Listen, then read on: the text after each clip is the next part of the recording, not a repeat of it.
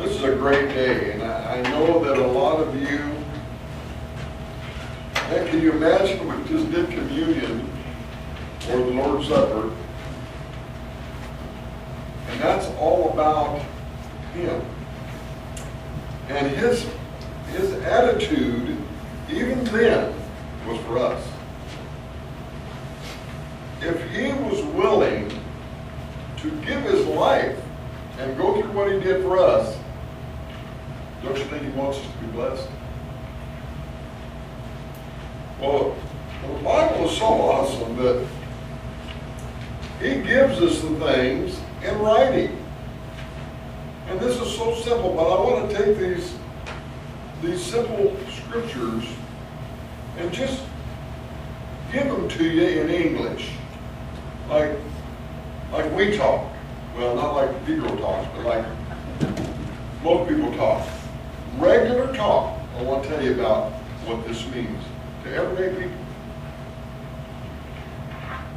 We're going to go through this, and then we're going to eat together like we do every Sunday. Man, and I look so forward to where we can sit together and laugh together.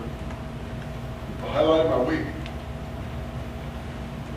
I want to share with you a little bit about what God says about how we are to be blessed. In Matthew chapter 5, verses 1 and 2, he says, "Now when He saw the crowds, He went up on the mountainside and sat down. His disciples came to Him, and He began to teach them." Now, picture this. The disciples followed Him, wanting to hear something for their lives. So Jesus went up, and they followed Him and sat around Him, because they were ready to receive from Him. And sometimes, God, we need to posture ourselves to where we want to receive, not transmit. Jesus knows all about the Bible. He knows all about everything, so He's not looking for our opinions. We just need to sit at the foot of Him and take His word. It's so cool that we can do that right now because the Bible tells us what He said. Isn't that cool? That we've got it in writing, the words of the Lord Jesus. Check this out. And He began to teach them, saying, and that takes us into verse 3, "Blessed are the poor in spirit, for theirs is the kingdom of heaven." Now, what does that mean? See, guys, that means that we come to a place where we realize that Jesus knows all the truth. We in and of ourselves can't do it. And so we then get to a place where we are totally dependent on what He tells us. So it doesn't matter. Our opinions don't matter, guys. He's God. So when we get to a place in our spirit where we are just nothing without Him, at that point, guys, we got to go on. Blessed are the poor in spirit, for theirs is the kingdom of heaven. The only way that we can get to heaven is by surrendering to Him. This is so amazing that He loves us so much that He would put in print our instructions for getting blessed. And so we are blessed when we become less, He becomes more. That's how we get blessed. We put Him ahead of everything, and we get blessed. Blessed are those who mourn, for they will be comforted. Now, guys, I've been teaching you guys since January, we have got to learn to love each other. And so when one of us hurts, we all hurt. We're family. We all hurt. When Eric blows out his back, that affects all of us. We're all hurt because of that. And so to those people who care about the needs of others, they're going to be blessed. Isn't it cool that in this room we've got people that we know are going to be praying for us if something happens to us. You know, I mean, because some stuff happens to everybody.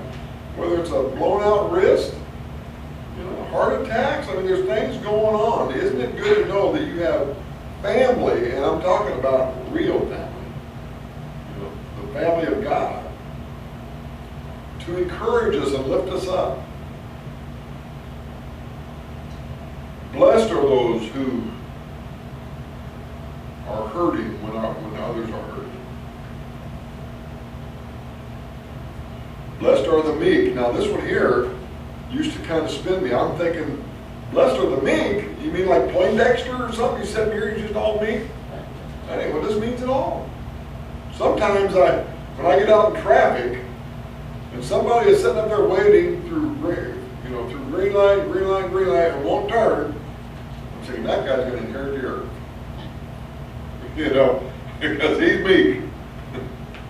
But blessed are those who are meek, who again consider themselves nothing without God. To where God is the only thing worth living for, because it's really true. So blessed are those who think little of themselves in comparison to a holy God. That's being blessed, man. This is all great news. These are the things that God wrote to encourage us. You want to be blessed? Listen to what it says, what God says, for you to be blessed. Blessed are those who hunger and thirst for righteousness, for they will be filled. The right things, the things that God shows us in His Word that He loves. You know, God loved babies. Now, this is just another one of our days when truth comes out of this pulpit. What does God say that He hates? Homosexuality. Well, some of us may even have that situation going on in our own families. That doesn't mean that God hates homosexuals. It means that He hates homosexuality. He loves homosexuals just as much as He loves anybody else. All of us, we have the same level of love. But these are the behaviors that God hates. Who, then, if they are wanting to serve God or claiming to be a Christian, would engage in behavior that God hates? That'd be foolishness, right? It's pretty simple. You know, if He is Lord, that means Lord calls the shots. If He is truly Lord of your life, which means He is calling the shots in your life, and you want to be blessed, do what He says. This is like 101, guys. Do what the Master says, and you're going to get blessed. Don't get to a place where the Master has to discipline you. I would rather do the disciplining on my own, get stuff settled out. That doesn't mean I always accomplish that. But guys, I want to please the one in our mind that in the Passion of the Christ, the one that went through all that with our faces. God is so big. Remember, God is so big that He can hear the millions and billions of prayers at the same time and pay 100% attention to each one individually. We can't go there. We don't understand it. But I do believe that Lord Jesus had each one of us on His mind. And what's even more awesome than that is He does all week long too. He is with us no matter what we're doing all week long. That's kind of a sobering thought, isn't it? But if you want to be blessed, search after what's right. Now, God tells us what's right in His Word. Search after those things that God says are righteous. This whole thing will be perfected